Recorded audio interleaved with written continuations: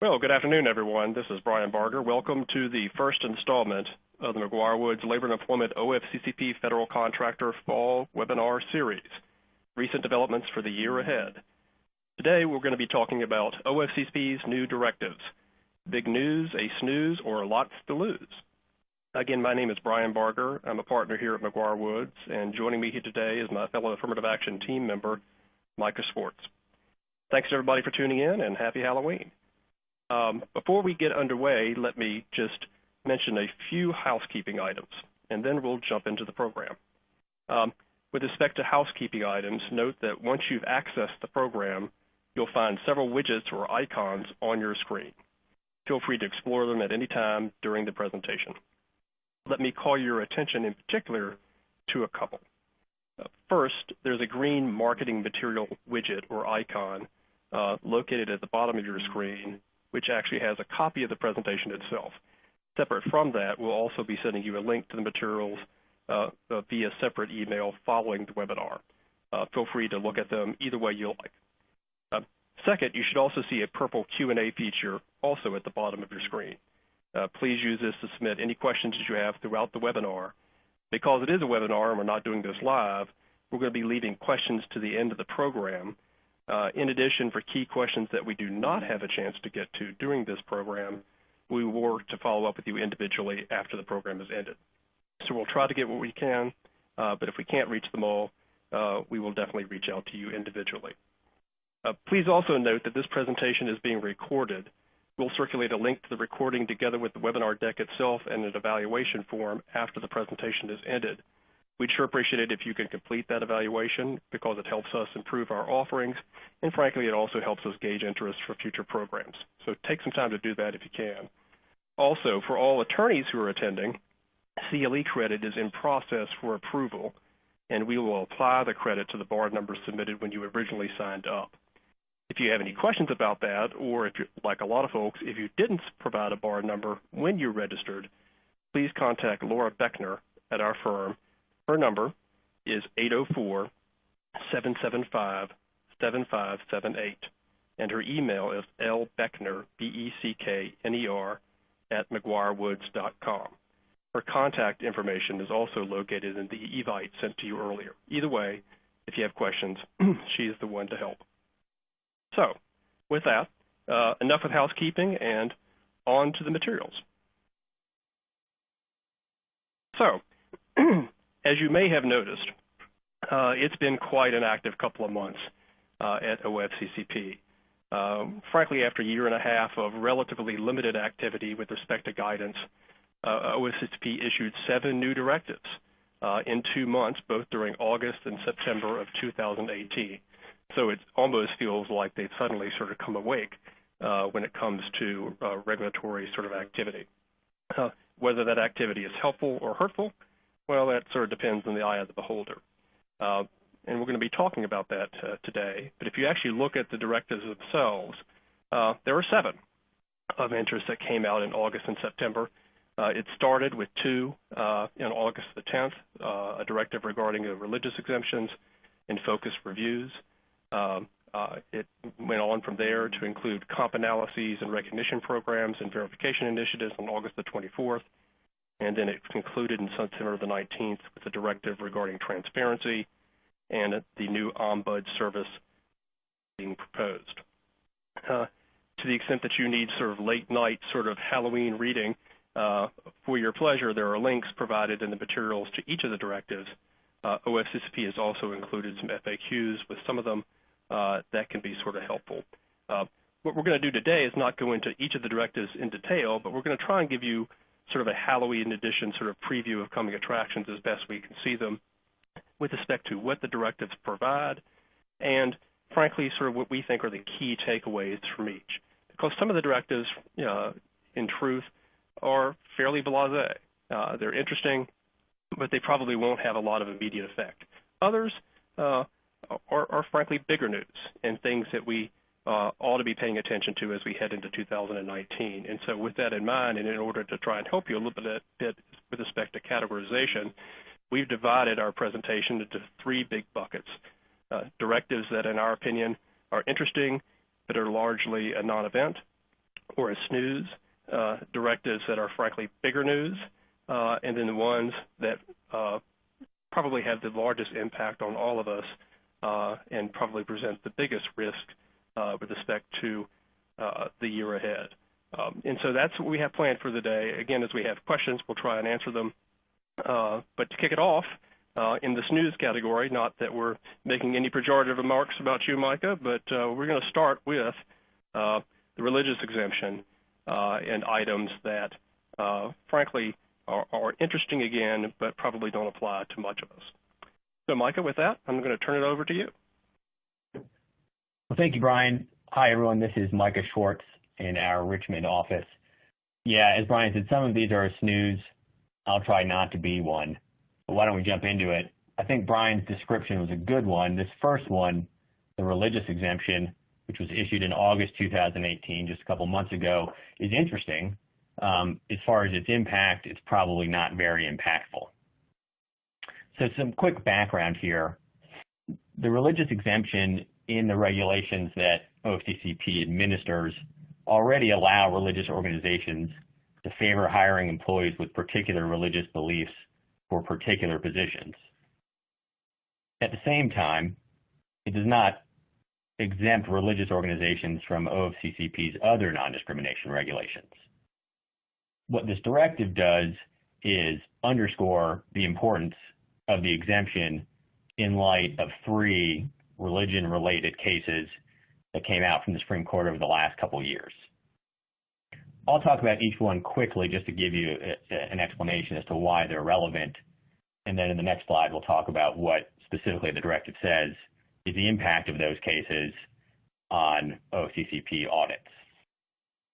So the first one, and this is working backwards in time, the Masterpiece Cake Shop is the most recent one. Lots of you are probably familiar with it. It's from this past term, and it involved a baker in Colorado who refused to provide a wedding cake for a wedding between a gay couple.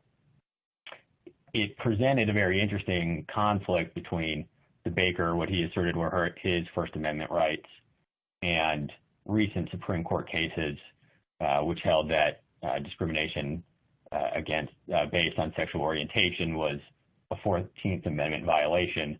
As far as the interesting conflict between those two amendments, the court actually sidestepped, but it did nonetheless say something that was, important to the First Amendment protections, in which OFCCP has grabbed onto here, which is that it's impermissible for state agencies to express hostility towards sincerely held religious beliefs. That's the first case.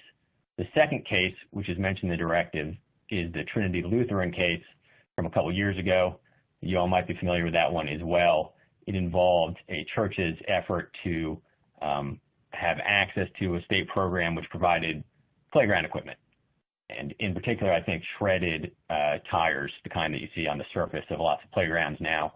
A state agency was providing those to those who wanted them to build playgrounds, and the church was denied access because of its religious affiliation. And what the court said was that churches are entitled to equal access to state programs such as this one. And then the last one that OFCCP mentions is the Hobby Lobby case from a couple of years ago.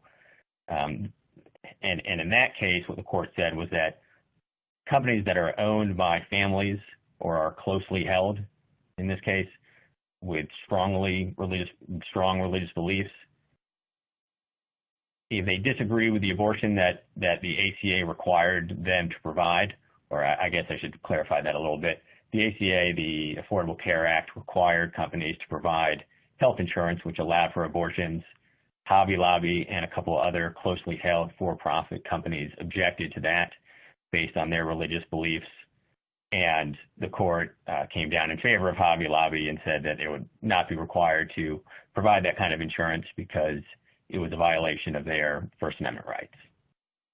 So these are the 3 cases that are actually mentioned in the directive itself.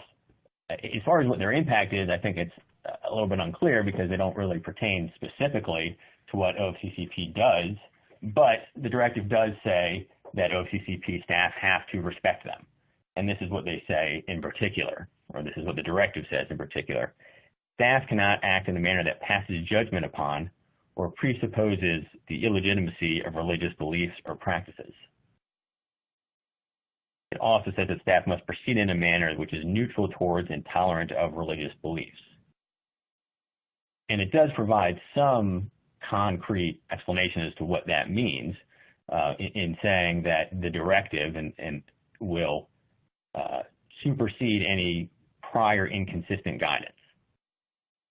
And in a footnote, the directive refers to FAQs which were available on OFCCP's website regarding sexual orientation and gender identity. And if you go to the website now, those are actually, that section of the FAQ is actually no longer even there. So again, I think Brian's description is really apt when it applies to this one. It's very interesting if you find these areas of law interesting.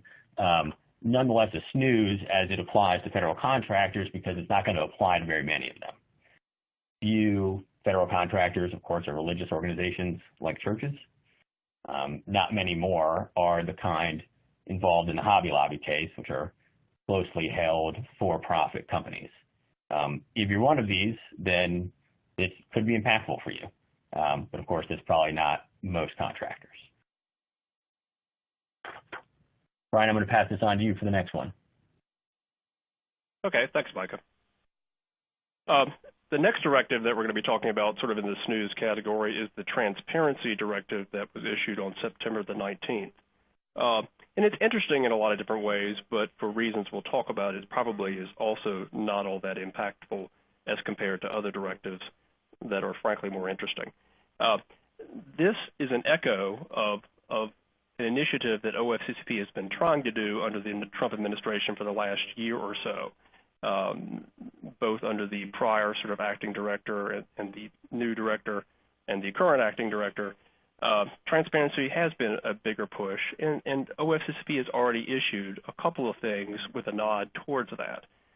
Separate from this directive itself, if you'll recall, earlier this summer they issued the Contractor Bill of Rights that had certain guidelines and expectations for what contractors should expect in connection with their interactions with OFCCP. They came out with the Predetermination Notice, or PDN directive, in 2018 as well, where the agency indicated that rather than just sometimes issuing predetermination notices before a formal NOV, that using PDNs would be the common and mandated practice and would have certain review both within the region and national before issuance, so that people had an opportunity to respond and to provide input, not just at the NOV stage before you ever got there. And they also published methodology, which was interesting, I think, in many ways, about the mechanism for audit selection in ways that I think in the past have been a little unclear. They're still unclear in a lot of ways. But the guidance they gave about targeting and metrics I thought were interesting. And this new transparency directive is a nod towards that same theme. In the directive itself, it doesn't have a lot of detail, but it does provide some clarification with respect to expectations regarding response deadlines, how and when you can make extension requests, transparency obligations on OFCCP's part with respect to supplemental requests for information, and what contractors can expect generally in dealing with conciliation disclosure requirements. Interestingly, at the very bottom of the directive, it also notes that the directive supersedes any conflicting procedures in the Federal Contractor Compliance Manual. To be honest, how much teeth that has, it's unclear because the directive is a little vague on details in several areas. But it's something that's interesting and that we ought to keep in mind in dealing with contractor compliance officers going forward. So what are some interesting things from the directive itself? Well, if you actually look at it, one thing it notes is that 30-day extensions, when you get a desk audit notice with respect to turning in your support data, not the AAP itself, but the support data, in general, will be granted. And sometimes that has varied by region, compliance officer by compliance officer. This is now more formalized. The important takeaway, though, is it does not apply to the AAP baseline data itself. So, for example, in the scheduling letter, items 1, etc., they ask for a ream of information, most of which is already, in theory, on the shelf. But they also ask for supplemental information to the extent that you're sort of mid-year into the AAP year. They ask for comp data, which certainly is not on the shelf, and a bunch of other metrics. To the extent you need an extension with respect to the support data, this says you're probably going to get it. However, interestingly, it also has sort of a threat embedded into the directive and says if you fail to meet deadlines, i.e. without an extension, with respect to the core AAP data itself, or if you ask for a deadline with respect to the support data and fail to do it, it's going to issue and result in, quote, an immediate notice to show cause. I'm not sure that's really been the practice in the past, frankly, and I'd be surprised if they really sort of hit the accelerator and that becomes the standing practice du jour after this directive, but we'll have to see. To the extent that's the case, that's probably not very helpful. So hopefully they don't mean exactly what they say there, but technically that's what the directive says. Other things the directive says, well, it says that the OFCCP will ideally close, quote, a typical audit within 45 days of receiving the AAP and support data if there are, quote, no indicators. Of course, the devil's in the details on all this. I'm not quite sure what a typical audit is in their estimation, and certainly in many instances, OFCCP seems to find indicators in just about any bit of data. And so this 45-day commitment may not have a whole lot of practical effect, but from an aspirational standpoint, it's certainly helpful to see that OFCCP is trying to speed up the process, which can take quite some time. The other thing that they indicated is that supplemental requests for information must be, quote, reasonably tailored, allow, quote, a reasonable time to respond, and explain the reason for why OFCCP is asking. This has been something that contractors have harped on for a while because a lot of times requests for information appear to be fishing expeditions with no clear link to indicators or issues. Here, at least to the extent they're asking, they need to tell you why, which in theory would allow you to push back. The other thing that's interesting is on the conciliation part of the directive, it indicated that in connection with that, OFCCP must, quote, share source data, back pay damage calculation factors, and a summary of any anecdotal evidence used to support their findings.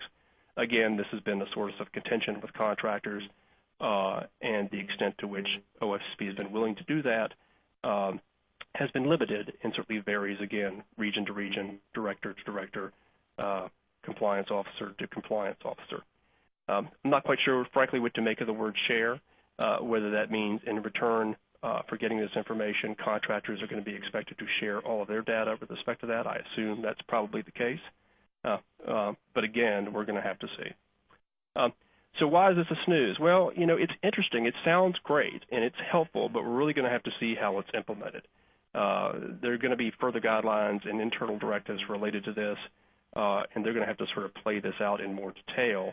But at present, it really doesn't seem to have a whole lot of teeth to the extent that OFCCP is not reasonable, or they don't adhere to the guidelines, or refuse to share information, et cetera. Certainly you can bring that up and should bring that up as part of an active ongoing audit. But to the extent that you can actually use this directive as a defensive foil to sort of block any action, I'm simply not sure that's truly the case. The other thing, frankly, is if you look at the directive carefully, it's definitely had a pass or two through the solicitor's office, and there's lots of, frankly, lawyer weasel words thrown into it that caveat a good bit of the directive.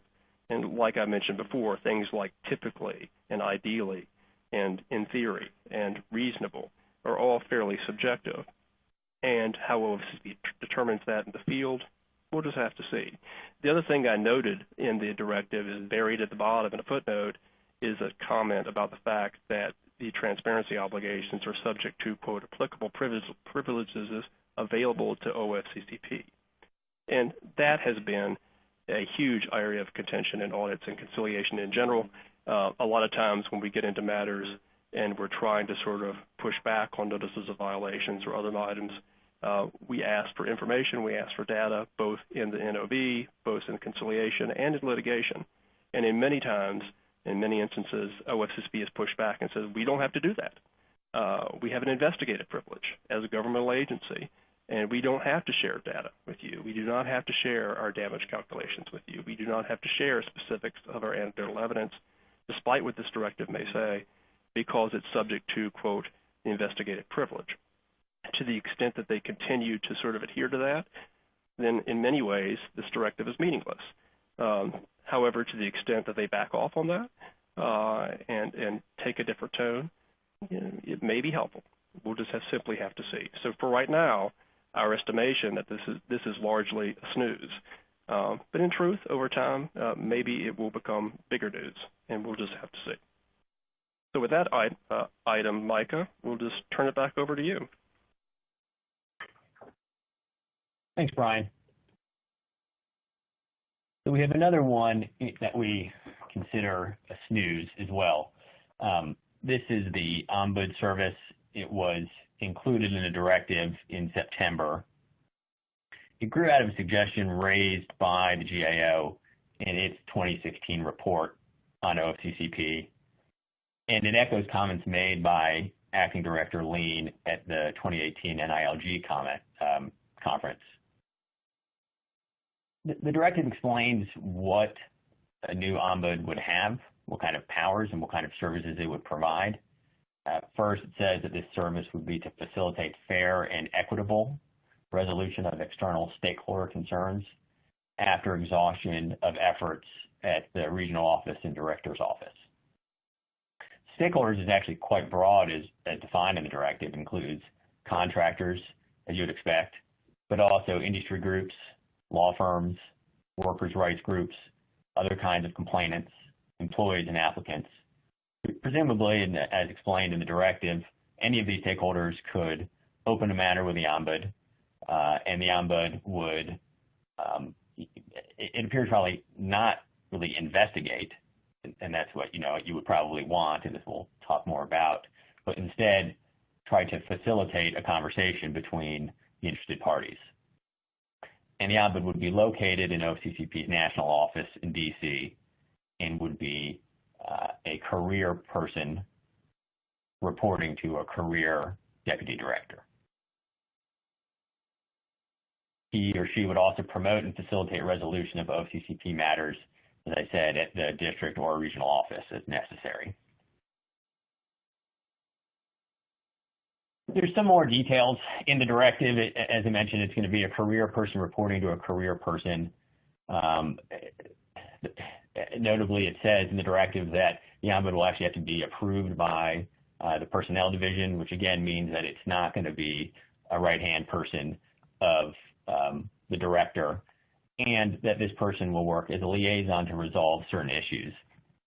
Because of all of these descriptions, it's kind of like Brian said in the last one, these are maybe less weaselly lawyer terms, but instead kind of flowery facilitation and communication is what the directive says this person would be doing, as opposed to what you want to see, which is investigation and resolution, like an inspector general. And as the director's written, it doesn't seem like this person's going to have that kind of power.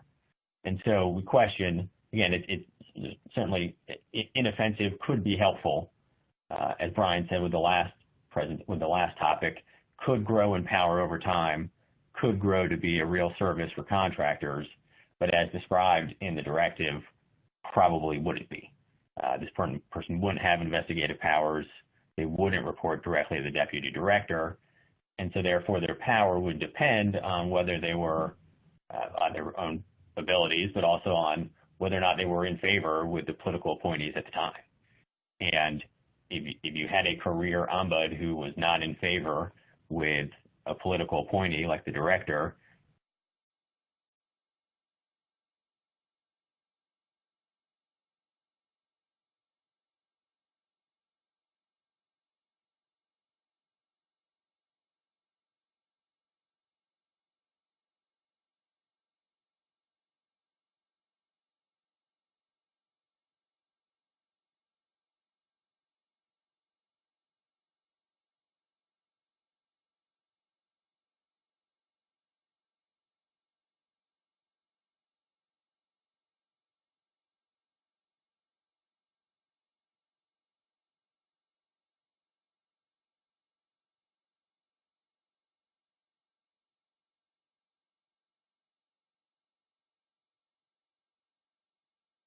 Hello? Hello?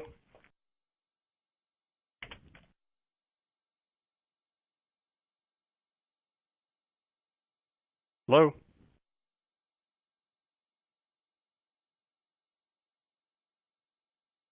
Hello, Michael, can you hear me?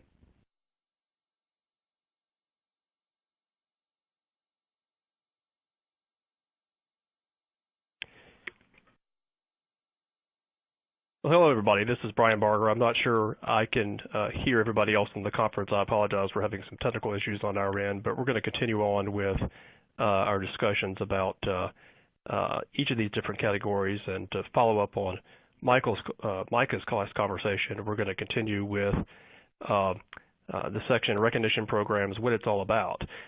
Separate from the Ombud services, there is sort of a new directive also that came out in August and September concerning recognition programs themselves. And this is an echo of something that OFCCP had years ago, but frankly has not continued onward over the last administration. In fact, they got rid of certain things. This is a nod towards what they did in the past and a thought about bringing back these programs to the future. And in particular, what it sounds like when you look at the directive is a nod towards what used to be out there under the Exemplary Voluntary Efforts awards, or EVE awards. In the past, that was a big award. Individuals and contractors had to submit ARIMA data in connection with that, and there were all sorts of bells and whistles tied to whether or not you won an EVE award or not. And when you did that, you got certain benefits, both in terms of recognition and a couple of other things that we'll mention. This new directive doesn't talk about the EVE award in particular, but it talks about OFCCP's desire to implement new awards, both to sort of highlight sort of best practices, which is the purpose of the EVE award itself, but also to frankly provide sort of a peer mentoring mechanism itself to sort of how the program sort of officiates and runs. The directive also notes that OFCCP is also looking at the possibility of awards for Section 503 and veterans programs separate and apart from something that's more of a macro basis like an EVE award. Key items to note about that, well, the EVE award is not back yet, and they really haven't spent a lot of detail about what these awards would look like, but there already is one award that is there, the Honoring Investments in Recruiting and Employment Military Veterans Act of 2017, or the HIRE award. That actually is up and running, and OFCCP has actually sent a variety of emails to contractors over the last month or two about that. There's also a new proposed Leadership and Equal Access and Diversity Award, or a LEAD award, that there is some more dialogue about what the details of that award would look like. And if you actually want to look at that, there's actually a proposed federal regulation about that award that's actually just been issued back on October the 19th. Why is it Snooze? Well, these awards are great, and I think they are certainly helpful in many respects. And they're certainly great with respect to sharing best practices and showing sort of organizations that are doing things that both contractors and the government view as innovative with respect to diversity and affirmative action. And for that reason, bringing them back, I think, is a wonderful thing. However, I will say, typically these awards in the past used to be a lot of work, but there was a carrot to that work. And one of the carrots, if you'll remember with the EVE award, is that recipients who actually won that were exempted from audit activity for a certain period of time, which was a significant benefit. Whether or not benefits like that will come with the new awards, we'll just have to see. They're nice, but whether they're actually going to be worth the effort, individual contractors will have to determine as the new details come forward. So with that, I'm going to turn it back over to Micah, and hopefully our audio is back and running. Micah? Thank you, Brian. This is Micah. And yeah, hopefully you can hear me again. So we're transitioning now to some of these directives that we think are actually big news. And the first one is the Focus Review Directive from August. In this directive, Acting Director Lean instructed the staff to ensure that some of the agency's compliance evaluations going forward are focused either on disabled individuals, as it's its charge under Section 503, or on veterans under VEVRA, or on areas of EO 11246 compliance other than compensation or hiring, which of course are the typical focus of most audits. This is not anything new. I mean, the OFCCP has always had the ability to focus its audits on one of these areas as opposed to all three at a time. But this directive indicates that that is going to be a new commitment and a priority of OFCCP going forward. How much of a commitment remains unclear. At the NILG conference in this past year, in which Acting Director Lean spoke, he said that it could be the case that as many as 200 out of every 1,000 scheduling letters would include a focused review. So in other words, about 20%, which would be fairly substantial. His comments also implied that he was interested in this focus because he thought that Section 503 and VEVRA in particular received inadequate attention. And I mention this only because he has a developmentally disabled daughter, and so it would seem that he's more interested in and more focused on the agency's focus on Section 503 than perhaps past administrations have been. Now, what the impact of this is going to be, again, it remains to be seen. What could be significant is the agency focusing on how contractors are doing in reaching their Section 503 and VEVRA benchmarks, which, since those benchmarks were issued in 2013, have not been much of a focus for OFCCP. At the conference this past year, Acting Director Lean said, if we can do statistical analysis on this data, meaning presumably the disability and veteran self-reported data, we'll do it. Now, it's unclear what he meant by this. Presumably, he means statistical analysis on whether contractors are meeting the benchmarks or the utilization goals. And if that's the case, that's a big deal. That could be problematic for a lot of employers for two reasons in particular. One, because Section 503 and VEVRA benchmarks, at least as explained when they were issued in regulations in 2013, are supposed to be goals and not quotas. And his statement implies that a contractor could be found out of compliance even if they don't meet the benchmark, which again sounds a lot more like a quota. Also, as we all know, self-reported data like this, in particular whether employees are disabled or veterans, tends to be low. Under the ADA Amendments Act, a lot of employees would probably qualify as disabled. But most of them don't realize that. And even if they're invited to self-report, most disabled individuals do not report themselves as disabled. And often we see the same with veterans as well. And so if OFCCP is going to start running statistical analysis on this data, it's likely the case that a lot of employers are going to appear to be out of compliance in their hiring of disabled individuals and veterans, even when they're not, just because the self-reporting data tends to be low. Yeah, and Micah, this is Brian. The one other item to note about this, if you recall back in the regulatory issuance of the added sort of benchmark requirements related to VEVRA and disabled individuals, the reason OFCCP even used the word benchmark as opposed to goals had to do with the thought that the data was inherently unreliable. They recognized that not only was the contractor data unreliable, but the data, frankly, that OFCCP collected on the number of disabled individuals or veterans in a given sector or region or nationally was also unreliable. And there was a lot of contractor pushback about whether you should even have these benchmarks. And so buried in the regulations when they issued them was a commentary that, frankly, we were not going to use this data for purposes of statistical analysis. So the thought that the new acting director, in making sort of commentary about this, said that we might do that, is somewhat big news. And frankly, it's what people feared when those regulations were first put into place. Now, whether that comment was just a throwaway comment and he really didn't mean what he said, or frankly, he just got ahead of his headlights, we'll have to see. But with the emphasis on focus reviews, to the extent they get into that, that would be a significant change. Yeah, thanks, Brian. As you said, we think this is big news because it could be the other shoe dropping, which you've been worrying about for years.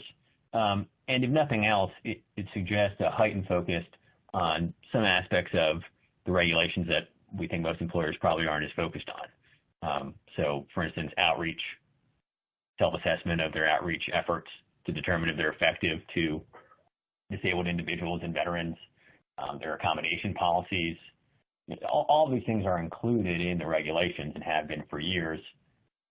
We think that this directive could be a big deal because it implies that the agency is going to be focusing on them anew. All right, and with that, Brian, I'll pass it back to you for the next one. Okay. Thanks, Micah.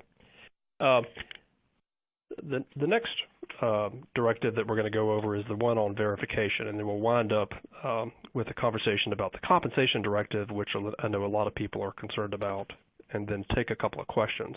The verification directive, we think it's big news because, frankly, it's a step above and beyond sort of what OFCCP has ever required in the past. And interestingly, it's an echo of something we've seen before. The whole thought of possibly coming up with some form of verification on an annual basis was buried in the 2016 GAO report that came out on OFCCP's operations. It's also an echo of some things we've heard at the National Industry Liaison Conference, again from different OFCCP personnel. And in general, if you look at the GAO report, it was a frustrating report, to be honest. The report was the genesis of a lot of contractor complaints about OFCCP's operations. Its transparency, its running, its sort of tendency to have different operational sort of perspectives, shall we say, on audit compliance in different regions with different directors, with different offices, and the need, frankly, for more consistency in approach.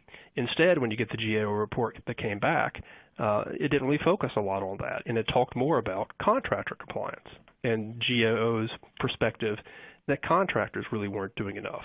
And so, ironically, instead of the report saying, here's what we need to do with respect to OFCCP to sort of tighten down the hatches and make it more operationally effective, they flipped it back around in the GAO report and talked a good bit about things that GAO thought that contractors should do to be more compliant. One of those was a statement that OFCCP generally felt that not all contractors truly developed annual AAPs, and that some of them were simply, quote, playing the audit odds, that they sometimes would compile the data but not really prepare formal AAPs, or that they might not ever compile the data at all until if they got audited, and then they would scramble to pull things together. And, in the directive itself, OFCCP asserted that in their mindset, 85% of all contractors allegedly did not submit written affirmative action plans within 30 days of a scheduling letter. And they look at that statistic and they take from that, this probably means that they do not have these AAPs on the shelf. They need extensions in order to sort of pull that together. And this is an indicator of a lack of sort of national compliance. Personally, I wonder about that number. A lot of times the reason people ask for extensions in the scheduling letter is not because of the lack of AAP data that they've already pulled, but because of the reams and reams and reams of other information that has to go with it within 30 days. And that can be a challenge when you've got other HR operations to do. And so am I surprised that people ask for extensions with respect to the scheduling letter? No. Am I surprised that the number is 85%? Maybe. I'm not sure I would extrapolate from that 85% of contractors somehow every year do not do their annual AAPs. I just simply don't think that's true. But that's where this comes from. And so with the certification does, as the directive outlines, is it envisions some form, yet to be determined, of annual contractor certification that is more than just developing AAPs, but that you have certified somehow back to the agency that you have done them and completed them in some form. Interestingly enough, the directive does not indicate when that would happen. It refers to, quote, annual certifications of some type, but it doesn't talk about timing. Our guess is the timing is going to be a little tricky. Since the regulations don't require contractors to do AAPs at a particular given moment, contractors get to decide when your AAP year is. It could be January 1. It could be on a fiscal year basis, July to July. It could be at any other point in time you choose, October to October. And since different contractors do different dates, if you're going to have an annual, quote, certification that you've done it, our guess is it's probably going to have to be backwards looking. It's not going to be for that given year, but it's likely going to be for the prior AAP year. But again, there's no regulations on this yet, and we'll just have to see. One thing that's interesting, if you want to look at the directive carefully, it definitely says in the directives that the verification format, quote, would initially involve annual certification of some type. And that's probably going to come in the form of simply a yes or no, I have done it kind of certification. The most likely candidates where that might come up, well, already federal contractors have to fill out EEO-1s of some form. And there's a check the box section of that for whether you're a federal contractor or subcontractor. It wouldn't be a lot to add a box to that EEO-1 with a question. Likewise, in the Federal System for Award Management, or the SAM system, there's already a question 23 embedded in the SAM system when you're doing registration and renewal of contracts. In theory, you can expand out that question. Now, those are just two options. Who knows what the certification form is going to ultimately be, but it's probably going to be something like it. The more troubling commentary in my mind in the directive is when you read further and it says, in addition to the annual certification, the new directive and the certification program, quote, could also later require annual filing with the OFCCP. And if that's the case, that would be significant. Certification is one thing, but filing your annual AAPs with the government not only would be an extreme burden, but you have to ask yourself two questions. Number one, when you do that filing, what would then happen with that data? And in the directive, buried in it, they indicated that depending on how you answer to these verifications could, quote, impact the methodology for audit selection. So whether you've said yay or nay, I've done the certification, or in theory, if you file these reports, are they now going to submit it and do a new sort of statistical analysis for purposes of audit selection in and of itself? Who knows? But it's highly likely that could happen. And if that's the case, that would be a significant new development that's probably not helpful. At present, I don't believe OFCCP has the capacity to take and get all of that AAP data simply from an electronic system standpoint. But, in theory, this directive sort of indicates that they're thinking about moving that direction. The other thing that I would say is it also noted in the directive that if you're going to do a verification form of some type, they're also going to require that if you're getting an extension with respect to an ongoing audit, you're going to have to at least, quote, proffer your AAP data in order to get that extension for support data that we mentioned earlier. Frankly, that's always been the case and effectively on the ground, and a lot of compliance officers will require that. This is the first time, however, it's been memorialized. So that's not particularly significant. It's really the methodology and the new verification format that could be significant. So why is it big news? Well, it's big news because it's a big change. A lot of contractors who do have multiple sites struggle with pulling together annual data. And frankly, they struggle with sort of getting that out to the field in a form that's usable and timely year to year. This new verification requirement will put a lot of pressure on contractors to sort of adhere to this. Frankly, the only people I know who are really happy about this new directive are AAP vendors. Folks like People Fluent and they're great, and they're nice folks, but this is good for their business. It's probably bad for contractors overall. So we'll just have to see how this gets implemented in the next few weeks and months and go from there. But for now, I think we just need to sort of pay attention to this, and to the extent that you have concerns, now's the time to speak up to OFCCP at the town hall meetings, through your congressional representatives, et cetera, because in theory, this could be quite an obligation. Micah, with that, I'm going to flip it back to you for our final section. Thank you, Brian. So as Brian mentioned, this is going to be our final directive. This one has its own category because we think there's potentially lots to lose. I'm going to cover this one quickly. This is the compensation directive, which was issued about 2 months ago. I'm going to cover it quickly because we're actually going to cover it at length in our next webinar, which is on December 5th. And we can hope you can join us then. Bill Doyle and Paul Navarro are going to devote an hour to this topic in particular and get really in depth on it. Because they're going to do that, I'll cover it fairly quickly now. So this was eagerly awaited because it replaces Directive 307, which is so bad at providing any basis for predicting how OFCCP will analyze comp data during an audit. And in keeping with the other directives that we've talked about, this one focuses on providing more transparency to employers and giving them some basis for predicting how a comp analysis would look during an audit.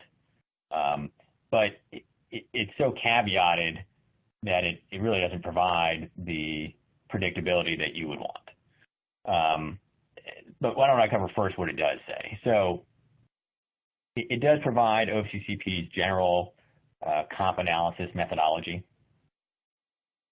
It explains that the agency will be looking for anecdotal or non-statistical evidence to support its findings.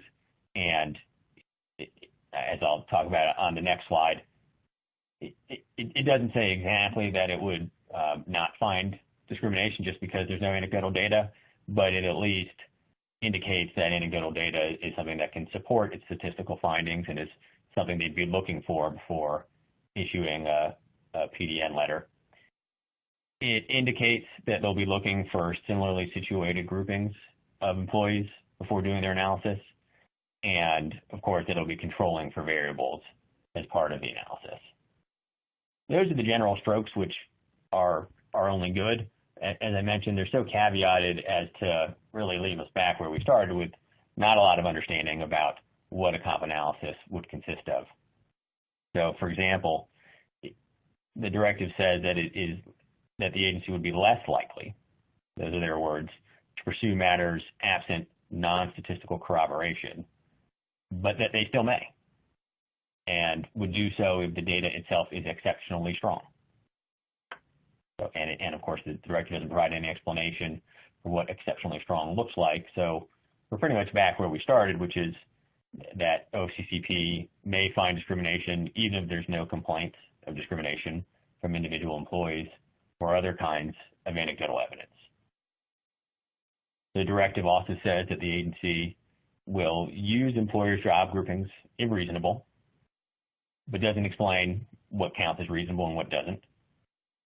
And it also indicates that the agency will revert back to EEO1 or AAP job groupings if it finds that the employer's groupings are not reasonable. That could be very bad. As we've seen before, if you revert back to an EEO1 grouping, then company's highest paid CEO and a much lower paid first level manager could get grouped together in an executive or manager category. Of course, it's not unusual to find pay disparities in that case. As I mentioned, the directive retains the agency's pay analysis group model and notes that each PAG must have at least 5 employees for analysis. That's a high-level overview of the directive. As I mentioned, we're going to go into much more depth on it on December 5th, and we hope you can join us then when we do. Brian, I'll pass this back to you to get us over the goal line and start taking some questions. Yeah, thank you, Micah. And again, we think the comp directive, frankly, is the most significant directive to have come out, in part because people have been waiting long and hard for what they hoped was a replacement for Directive 307. We have it now. Whether it's a beneficial replacement, we all have our own opinions about that. I think Bill and Paul will go into that into a lot more depth because, frankly, the devil's in the details on these things. How pay analysis is grouped, what is considered to be substantially similar jobs, whether or not certain groupings are sufficient for statistical analysis, and if they're too small, how and when the agency will deal with that. Those are important things, and that's what we do battle on every day. Whether this directive really helps or hurts with that, I'm not so sure. It's certainly probably better than Directive 307, but how much better? We're gonna need to get into in a lot more detail. But like we said, we are going to devote pretty much a full hour to that coming up on December 5th, so we hope that you'll join us for that. And likewise, I think with respect to all these directives, really the devil's in the details. Some of these things can be fairly benign. And in fact could be helpful. Things like the transparency initiatives could be very beneficial if adhered to by compliance officers. Likewise, things like the verification requirement, depending on what actually comes out in the next several months, it could either be fairly easy to adhere to or extremely detrimental. So we'll just all have to sort of pay attention. These are new directives, and as a result, there's not a lot of meat to the bone of this, but as things develop over the next few months, we'll certainly follow up with you and others of our clients, and we'll probably hold more webinars and other information about that. With that in mind, let me go over a couple of questions that have popped up. And certainly if you have other questions, feel free to use the Q&A icon at the bottom or to contact Micah or me individually. But let me throw out one for discussion, Micah, and then we'll see how many more we can get to before our time is over. One question we got in was, we're a contractor with 25 plus site locations, each of which has their own AAP. Because of this, we don't print out our AAPs or prepare them for review. Instead, we simply pull and maintain the data, and we really only prepare formal materials when we get a CSAL or audit letter. Will this be an issue under the new verification scheme? Who knows? We'll have to see what the actual details say, like we mentioned before, but the answer to that is probably yes. My guess is there is going to be some formal requirement that you have, quote, prepared, unquote, your AAP. And I think that's probably going to be more than simply pulling the data and keeping that sort of isolated. To the extent that that's the case and it's not truly circulated, at least even in electronic form, out to the individual field locations where your AAP is located, my guess, and it's only a guess, is that will not be compliant. And we do know, some clients who do that. For smaller clients who only have 1 or 2 or 3 or 4 AAPs, adhering to the verification requirement is not a huge deal. To the extent that you have hundreds of site locations with each of an individual AAP, this can be problematic, and that's why people do this. But that's also why OFCCP came up with the directive, because they're concerned about that practice. So my guess is that's going to be difficult. So, Micah, other questions you see? Yeah, I can throw out one of the questions here concerning one of the directives that I handled, which was the focused review directive. So here's the question that somebody submitted. Are any of the AAP and outreach requirements related to veterans and disabled individuals changed as a part of the new emphasis on focused reviews? The answer to that question is no, in that the regulations themselves remain the same. And what they require employers to do in terms of outreach and affirmative action for disabled individuals and veterans remains the same. The directive merely shows what the agency's priorities are going to be. And taking the directive and combining it with the comments that we mentioned earlier from Acting Director Lean, OFCCP is indicating that upwards of 20% of their audits could focus on a specific authority, for instance, FEVRA or 503, as opposed to all of them at the same time. That likely means that OFCCP is going to be focusing on some of the, I'll call them, just softer requirements of the FEVRA and 503 regulations, which require outreach to those groups, self-assessments of that outreach, robust accommodation policies. I think that if anything, it's not going to actually change any of the requirements for employers. It just means that there's likely to be more focus on them from OFCCP. Brian, do you want to take one of these other questions? Actually, I think we're probably about out of time, so I want to be respectful of everybody on the line. To the extent that there are other questions we haven't been able to get to, we'll certainly follow up with you individually. Likewise, separate from the platform, if you'd like to email Mike or myself regarding any particular issue, especially that's more nuanced for your organization, just reach out to us, and we're more than happy to chat. Thanks again, everybody, for joining in. As I mentioned earlier, we're going to be following up with you with a link to the materials used today and a recording of the presentation. So feel free to share that with other folks in your organization. That's why we do this, and we hope it's helpful to you. Also, we greatly appreciate it if you can complete the webinar evaluation form when you get a chance. If you have other questions after the webinar, like I said, feel free to reach out to us. Likewise, if you need a hand in proactively taking a look at your current AAP data or your systems, or certainly in defending any kind of OFCCP audit, please don't hesitate to give Micah or me a call. Our contact information is on the last slide when you look at the printed materials. Likewise, if you go to our website, mcguirewoods.com, both of us are there, as is our contact data. Please also remember this is a 3-part series, and like Micah mentioned, our next series is going to be coming up on December the 5th. We'll be covering OFCCP's new comp directive, significant implications for contractors facing audits. And then we're also going to follow up with that with a webinar on January the 24th, OFCCP's year-end review, 2018 trends, sort of tips and takeaways. So we hope you can join us for all that. And we also hope you've enjoyed today, and happy Halloween, everybody. Have a good afternoon.